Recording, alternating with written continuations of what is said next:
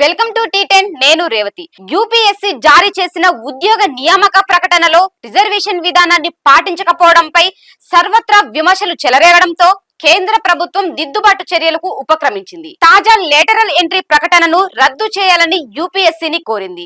ఈ మేరకు కేంద్ర సిబ్బంది శాఖ సహాయ మంత్రి జితేంద్ర సింగ్ యూపీఎస్సీ చైర్మన్ ప్రీతి సుడాన్ కు లేఖ రాశారు. అట్టడుగు వర్గాల వారు ప్రభుత్వ సర్వీసుల్లో తమకు న్యాయబద్ధంగా దక్కాల్సిన ప్రాతినిధ్యం పొందేందుకు వీలుగా నియామక ప్రకటనను రద్దు చేయాలని ఆ లేఖలో ఆమెకు సూచించారు. యూపీఎస్సీ ఈ నెల 17న లేటరల్ ఎంట్రీ ద్వారా 45 మంది జాయింట్ సెక్రటరీలు, డైరెక్టర్లు, డిప్యూటీ డైరెక్టర్ల నియామకం కోసం నోటిఫికేషన్ విడుదల చేసింది. అయితే ఈ చర్యపై ప్రతిపక్ష పార్టీలు తీవ్ర అభ్యంతరం వ్యక్తం చేశాయి. ఓబీసీలు, ఎస్సీలు, ఎస్టీల రిజర్వేషన్ హక్కులను ఇది కాలరాస్తోందని ఆగ్రహం వ్యక్తం చేశాయి. ప్రభుత్వ తాజా నిర్ణయంపై కాంగ్రెస్ అధ్యక్షుడు మల్లికార్జున ఖర్గే స్పందిస్తూ రాజ్యానికి ఉన్న బలం, నియంతృత్వ శక్తి గర్వాన్ని ఓడించగలదు. దళితులు, ఆదివాసీలు, వెనుకబడిన బలహీన వర్గాల వారి సామాజిక న్యాయం కోసం కాంగ్రెస్ పోరాడుతుంది. రిజర్వేషన్ల ఎత్తివేతకు బీజేపీ పన్నిన కుట్రను భంగం చేసింది.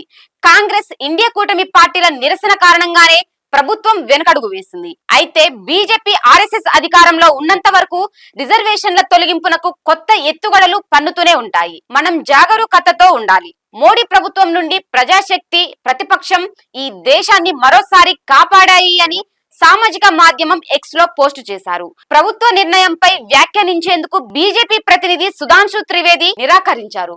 ఈ అంశంపై ప్రభుత్వం ఇప్పటికే ఓ నిర్ణయం తీసుకున్నదని ఆయన చెప్పారు. ఇది ఇవాల్టి న్యూస్. చూస్తూనే ఉండండి టీ10.